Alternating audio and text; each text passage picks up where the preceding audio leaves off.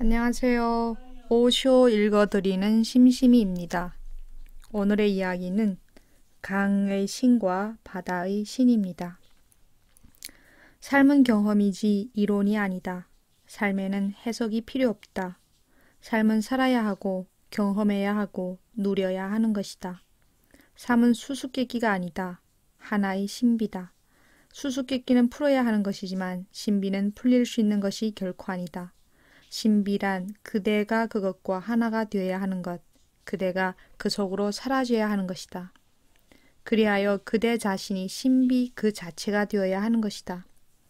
이것이 철학과 종교의 차이다.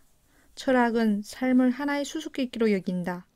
그것을 풀어야만 하고 설명과 이론을 발견해야만 한다.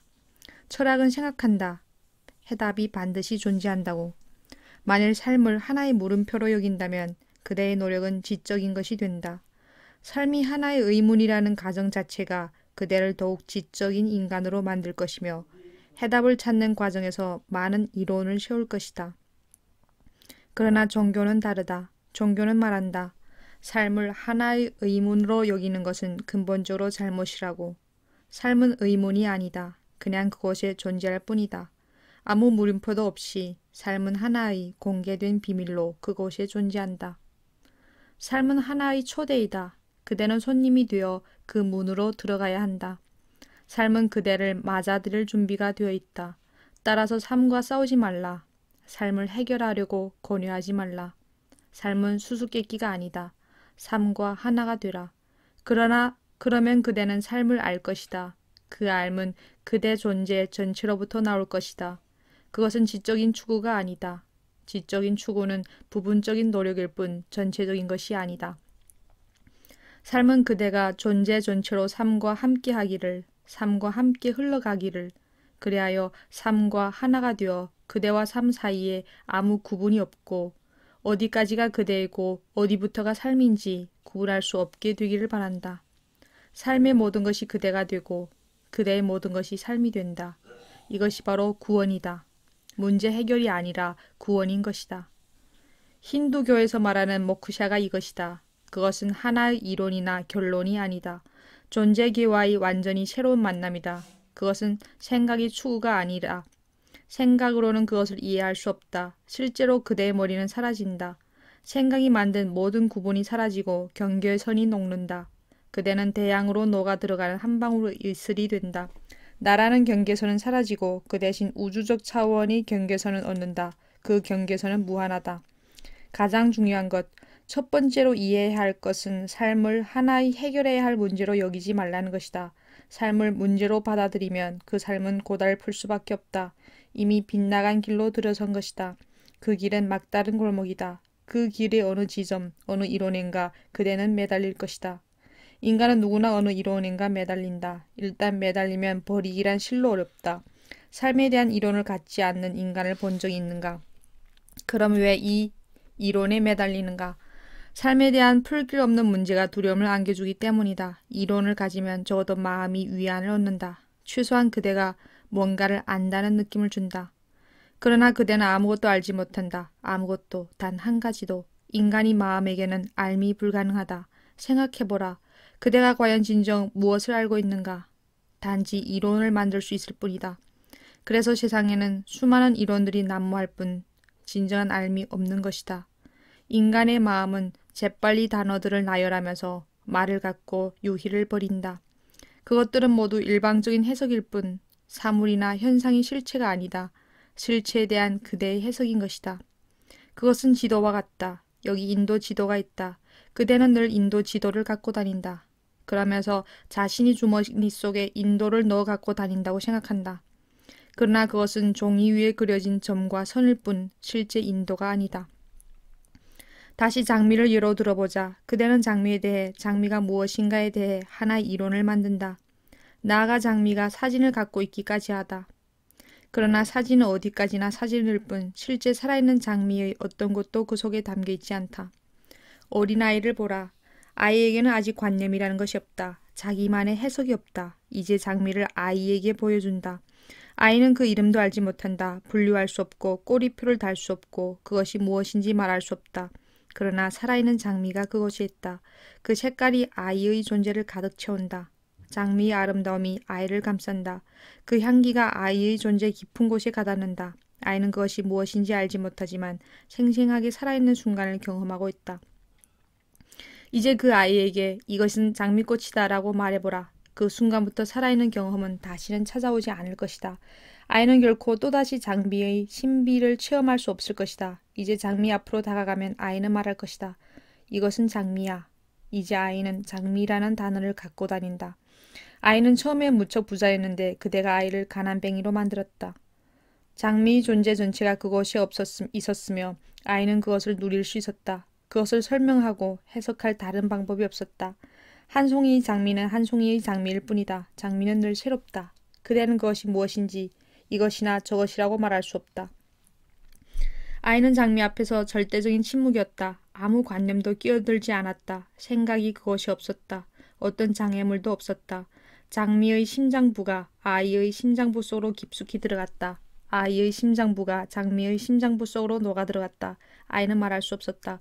어디까지가 자신이고 어디서부터가 장미인지, 그리고 어디까지가 장미이고 어디서부터가 자신인지, 거기 경계선이 존재하지 않았으며 구분마저 없었다. 두 존재는 경이로운 순간 속에서 하나가 되었다. 그 찰나의 순간 그들은 둘이 아니었다. 존재의 하나됨이 일어났다.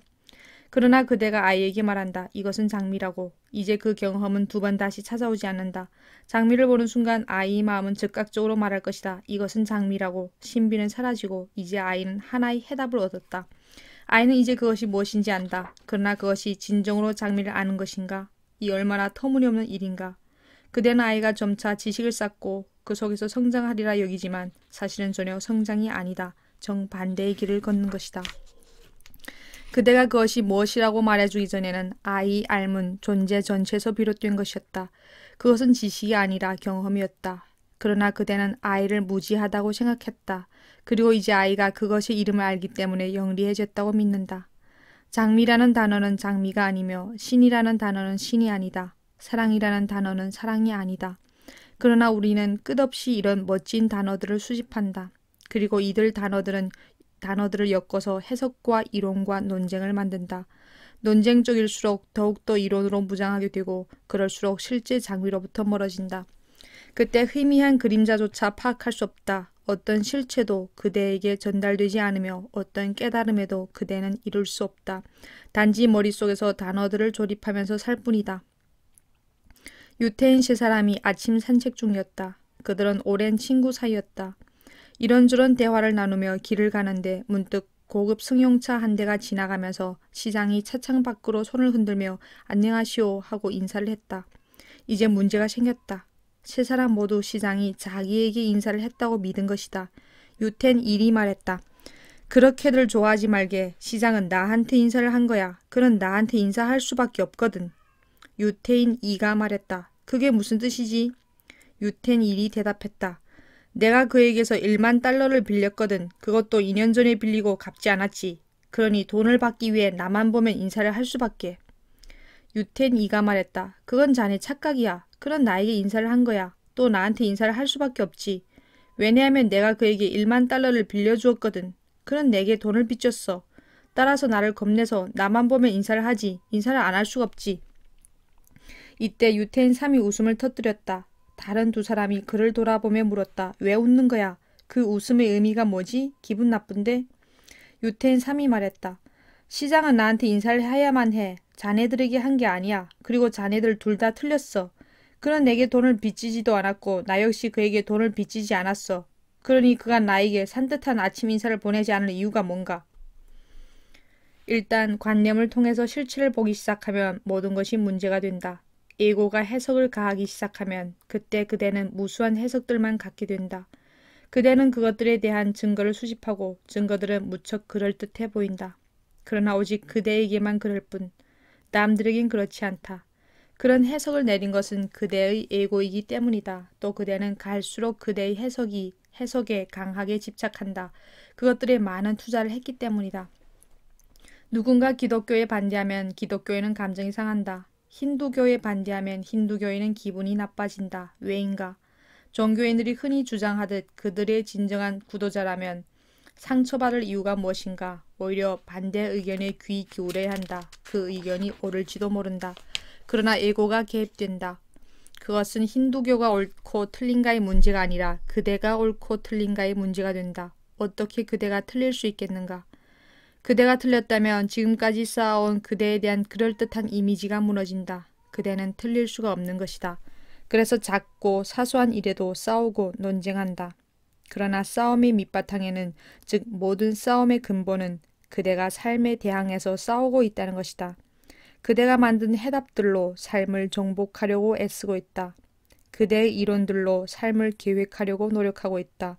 또 그대는 자신이 그 이론들을 완벽하게 터득하면 삶의 주인이 될 수 있다고 믿는다. 지식을 통해 에고가 강화된다. 따라서 누군가 머릿속 지식이 쓸모가 없다고 말하면 에고는 귀를 막는다.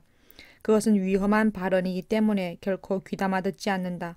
그대의 마음은 금방 반박한다. 그것 역시 하나의 이론이라고 마음은 말한다. 반철학 역시 하나의 철학이라고.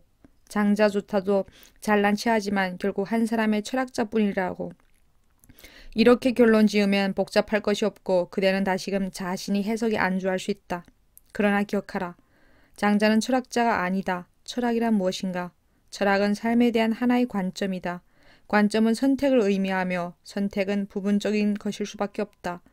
신비가는 선택하는 법이 없다. 그는 자신의 관점에서 어떤 것을 선택하는 법 없이 전체를 바라본다. 신비가는 선택하는 자가 되지 않는다. 선택을 할 때 금방 문제가 생긴다. 삶 자체가 모순된 것이기 때문이다. 삶은 모순을 통해서 진행된다. 그 불가능한 일이 어떻게 가능할지 실로 놀랍다. 밤과 낮이 바로 이웃에 존재한다. 사실 이웃도 아니다. 낮이 밤 속으로 사라져 밤이 된다. 밤이 낮 속으로 사라져 낮이 된다. 사랑과 미움이 동시에 존재한다. 사랑이 녹아서 미움이 되고 미움이 녹아서 사랑이 된다. 삶과 죽음이 동시에 존재한다. 삶이 죽음 속으로 녹아들고 죽음이 다시 삶 속으로 녹아든다. 이렇듯 존재계는 모순이지만 대립되는 두 세계 사이에는 깊은 조화가 있다. 인간의 머리로는 이것이 불가능해 보인다. 이루어질 수 없는 일로 보인다. 어떻게 반대되는 두 세계가 동시에 존재할 수 있는가? 어떻게 삶과 죽음 사이에 조화가 있을 수 있는가? 어떻게 미움과 사랑이 공존할 수 있는가? 인간의 마음은 말한다. 사랑은 결코 미워하지 않는 것이며 미움은 결코 사랑하지 않는 것이라고. 마음은 말한다. 갑은 갑이고 을은 을이며 갑은 결코 을일 수 없다고. 마음은 논리적이지만 삶은 모순적이다. 그래서 그 둘은 결코 만나지 못하는 것이다. 따라서 만일 어떤 사람이 좋은 사람이라면 그가 동시에 나쁜 사람이기도 하다는 것을 그대는 믿지 못한다. 하지만 삶이란 그런 것이다. 죄인과 성자가 한 사람 속에 동시에 존재한다. 죄인이 성자이고 성자가 곧 죄인이다. 단지 인간의 논리 속에서만 분명하게 선이 그어지고 규정 지을 수 있을 뿐이다. 삶이란 규정 지을 수 없는 것이다. 삶은 모순 속에서 진행된다. 한번 자신을 관찰해보라. 이 순간 그대는 성인이지만 다음 순간 죄인이다. 그것이 왜 잘못이라고 생각하는가? 무엇이 문제인가? 그대 자신의 심리 상태를 들여다보라. 그대의 마음도 정반대 것으로 움직인다. 무척 행복했다가 갑자기 슬퍼진다. 어느 한 가지만 존재하는 것이 아니다. 행복과 슬픔이 동시에 존재한다. 이 슬픔과 행복이 서로 다른 것인가? 아니면 똑같은 에너지가 행복으로 또는 슬픔으로 표현되는 것인가? 행복을 느끼던 그 사람은 누구이며 이제 슬픔을 느끼는 그 사람은 누구인가? 그대 안에 서로 다른 두 사람이 있는 것인가? 아니면 똑같은 사람이 두 감정을 동시에 느끼는 것인가? 때로는 행복했다가 때로는 슬퍼진다. 똑같은 에너지가 그렇게 작용하는 것이다. 이것을 이해한다면 그 둘 사이에서 싸우지 않을 것이다. 그때 그대의 슬픔은 행복과 똑같은 가치를 지닐 것이며 행복 역시 슬픔과 똑같은 깊이를 지닐 것이다. 장자가 슬퍼할 때, 다시 말해 도의 사람이 슬퍼할 때 그 슬픔 속에는 환희의 감정이 있다. 자비의 감정이 바탕에 깔려 있다. 그의 슬픔은 아름답다. 또 도의 사람이 행복해할 때 그를 잘 보라. 그러면 그 속에서 어떤 깊이가 슬픔과 똑같은 깊이가 느껴질 것이다. 그의 행복은 얕지 않다. 그대가 행복을 느낄 때 그 행복은 깊이가 없다. 그것이 문제다. 슬플 때는 깊어지지만 기쁠 때는 그렇지 않다. 그래서 웃음이 경박해 보이는 것이다. 웃을 때는 건성으로 웃는 것 같다. 그러나 울 때는 마음 깊은 곳에서부터 울음이 나온다. 따라서 웃음을 가장하는 것은 쉽지만 눈물을 가장하는 것은 무척 어렵다. 눈물을 억지로 짜내는 것은 쉽지 않은 일이다. 미소는 억지로 지을 수 있지만 눈물은 억지로 흘릴 수 없다. 억지로 흘리려고 할수록 눈물이 더 들어갈 것이다. 그대의 슬픔에는 깊이가 있지만 웃음은 경박하다. 그러나 장자의 웃음에는 눈물과 똑같은 깊이가 있다. 그의 눈물에는 웃음과 똑같은 아름다움이 있다. 웃음과 눈물의 대립이 사라지고 하나가 되었다. 그래서 도의 사람을 이해하기 어려운 것이다. 그는 존재의 마찬가지로 모순 그 자체가 되었다. 그 자신이 하나의 신비가 되었다. 종교적인 사람은 진리를 찾지만 철학자는 해석을 찾는다. 한 번은 철학자 세 사람이 카페에 앉아 토론하고 있었다. 주제는 여성에게 어느 부분이 가장 매력적인가 하는 것이었다. 철학자 1이 말했다. 두말할 필요 없이 눈이지. 여성이 전부가 그 눈에 담겨 있어. 여성이 신체에서 가장 아름다운 부분은 눈이야. 철학자 2가 말했다. 나는 그렇게 생각하지 않아. 여성의 몸에서 가장 아름다운 부분은 머리카락이야. 머리카락이야말로 여체의 신비와 매력을 더해주지. 철학자 3이 말했다. 천만의 말씀. 당신들 둘 다 틀렸어. 여성 신체의 핵심은 다리야. 다리의 곡선미. 그것이 없으면 여성은 가치가 없어. 이때 한 늙은 부인이 이 토론을 열심히 듣고 있다가 자리에서 일어나며 말했다. 당신들이 여성의 진정한 가치가 무엇인지를 발견하기 전에 난 이 자리를 뜨는 것이 좋겠군. 그 늙은 여성은 철학자가 아니었다. 따라서 어떤 이론도 갖고 있지 않았다. 그러나 그는 알고 있었다. 여성의 매력은 젊음에 있다는 것을. 종교적인 사람은 직관으로 터득하고 느낌으로 안다. 그것은 머리의 이해가 아니라 존재 전체의 이해다. 그는 안다기보단 느낀다. 그 느낌은 관역에 정확히 적중한다. 그러므로 이 한 가지를 기억하라. 철학을 통해선 진리에 접근할 수 없다. 끝없이 주변을 맴돌 뿐이다. 오마르 카이암은 그의 시집 루바이아트에서 말했다. 젊었을 때 나는 많은 현자들과 사상가들을 만났다. 그들은 많은 연설을 했지만 결국 나는 들어갔던 문을 빈손으로 나올 수밖에 없었다. 오마르 카이암은 수많은 철학자들, 수많은 성자들을 방문했다. 그들은 온갖 주장을 펴고 의견을 쏟아냈지만 결국 그는 얻은 것이 없었다. 젊은 시절만 낭비했을 뿐이다. 이것을 일찍 깨달을수록 좋다. 철학 이론이 덫에서 빨리 빠져나올수록 좋다. 시간은 기다려주지 않기 때문이다. 삶은 기다리지 않는다. 걷잡을 수 없이 빨리 흘러가는 것이 시간이다. 머지않아 죽음이 그대의 문을 두드릴 것이고 그대는 결국 이론만으로 무장한 채 무덤에 묻힐 것이다. 이론은 아무 도움도 되지 않는다. 단지 죽은 시체일 뿐이다. 장자는 말한다. 삶을 살라. 생각에 매달리지 말라. 진정한 삶에 도달한 사람들이 언제나 하는 말이 그것이다. 삶을 살라. 생각으로 삶을 낭비하지 말라. 생각을 버리고 존재 전체로 뛰어들어 삶을 살라. 삶에는 그대의 전 존재가 필요하다. 과학에는 머리가 필요하고 예술에는 가슴이 필요하다. 그러나 삶에는 존재 전체가 필요하다.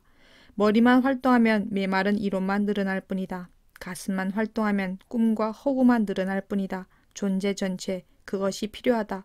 존재 전체로 움직일 때 그대는 우주와 만날 수 있다. 이것이 첫 번째의 것이다. 장자의 이 새로운 우화로 여행을 떠나기 전에 기억해야 할 두 번째인 것이 있다. 인간의 마음은 항상 조건 지워져 있다는 것이다. 조건 지워지지 않는 마음은 없다. 존재는 물들지 않은 순수 상태 그대로이지만 마음은 늘 조건화되는 과정에 있다. 살고 있는 사회에 의해서 또 통과해온 경험에 의해서 마음은 항상 길들여진다. 그래서 개구리는 개구리의 마음을 갖고 있다. 우물 속에 사는 개구리에게는 우물이 그의 우주다. 그대 역시 한 마리 개구리의 마음을 갖고 있다. 그대도 우물 속에 살고 있기 때문이다. 기독교의 우물, 회교의 우물, 불교의 우물 속에서 비록 눈에 보이지 않을지라도 거기 하나의 울타리가 있다. 그것은 눈에 안 보일 때 더 위험하다. 눈에 보이는 울타리라면 뛰어넘기 쉽지만 보이지 않는 울타리는 그것이 존재 여부를 모르기 때문에 자신도 모르게 그 안에 갇혀버린다. 기독교나 불교의 울타리에서 빠져나오는 것보다 차라리 개구리가 우물에서 빠져나오는 것이 더 쉽다. 기독교나 불교의 우물은 보이지 않기 때문이다. 개구리는 고정된 우물 속에 살기 때문에 그곳에서 빠져나올 수 있다.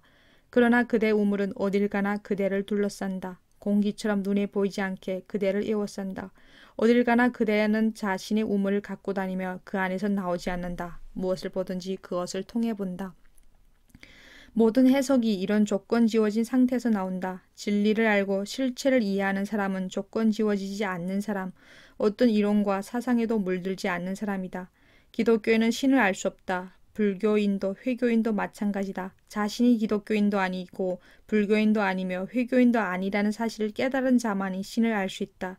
인도인은 진리를 알 수 없다. 중국인은 진리를 알 수 없다. 도와 진리에는 인도인, 중국인이라는 것이 없기 때문이다. 국적이라는 것은 이미 조건 지어진 상태다. 도는 모든 경계선, 모든 조건을 초월했다.